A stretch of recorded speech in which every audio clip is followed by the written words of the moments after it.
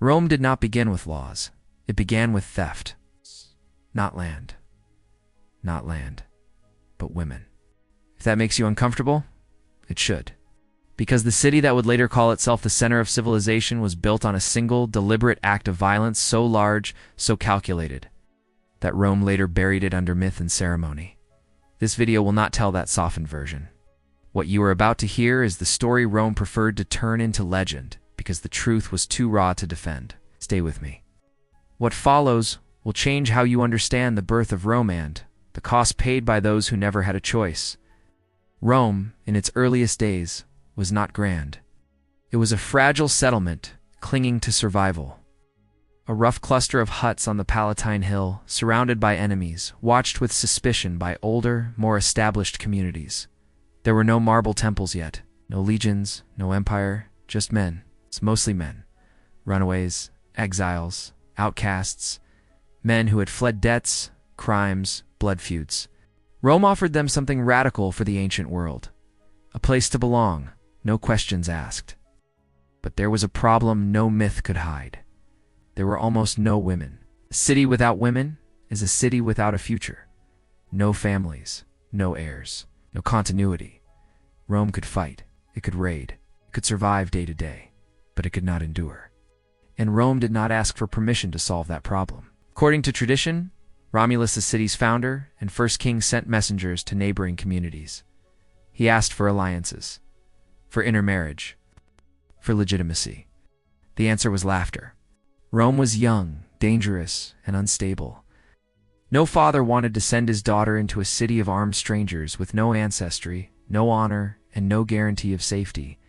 The rejection was not subtle. It was humiliating. That humiliation mattered. Because Rome did not respond with patience, it responded with planning.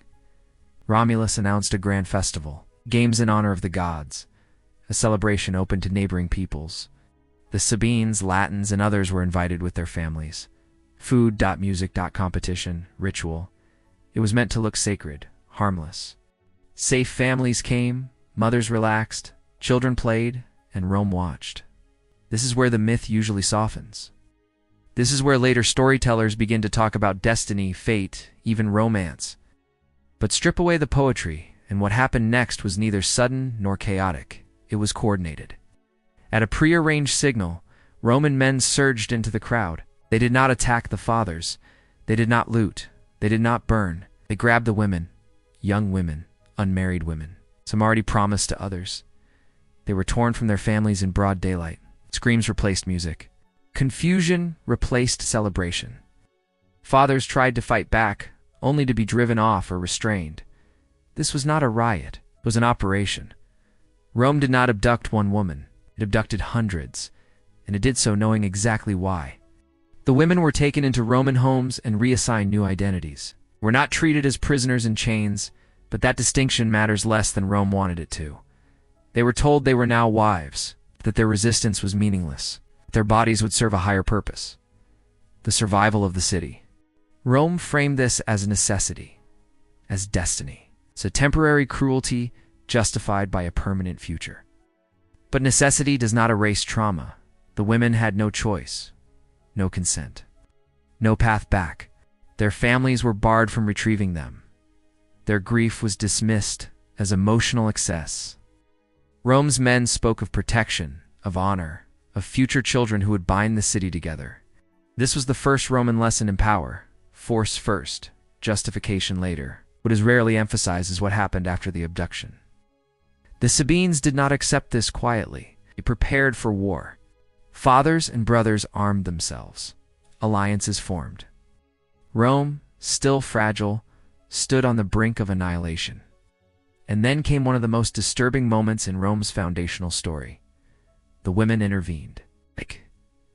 Not because they had forgiven what was done to them, but because they were trapped between two annihilations. If Rome fell, they would lose their children. If their families won, their Roman husbands would be slaughtered. Either way, they would be destroyed, so they stepped between armies.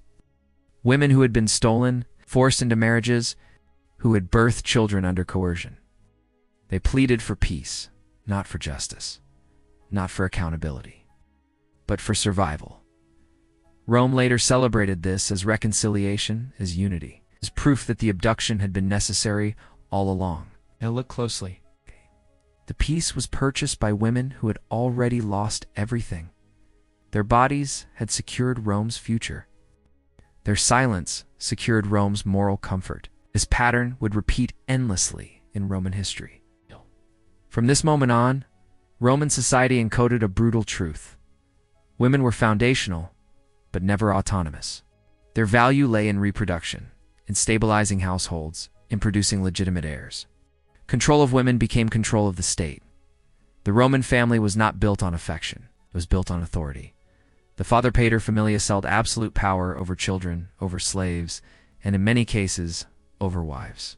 This power was not metaphorical, it was legal. A Roman father could punish, exile, even kill, under certain circumstances. This was not abuse in Roman eyes, it was order. Rome believed stability required hierarchy. Hierarchy required fear. Religion reinforced this logic. Early Roman gods were not compassionate, they were transactional. Obedience was rewarded, disobedience was punished. Rituals emphasized submission, sacrifice, and control.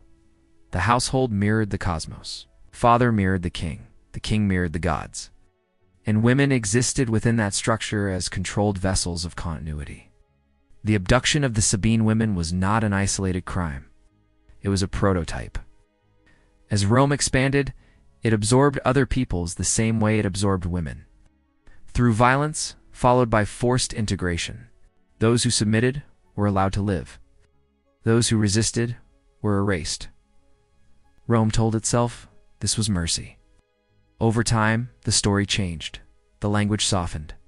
The brutality was reframed as inevitability. Children were taught a version of events where the abduction became a necessary step toward greatness. This is how societies survive their own origins. They mythologize them. At the time Rome became a republic and later an empire, the lesson had already hardened into culture. Power was taken, not requested. Control was normalized. Fear was justified as protection. The families Rome built were real. Children were born.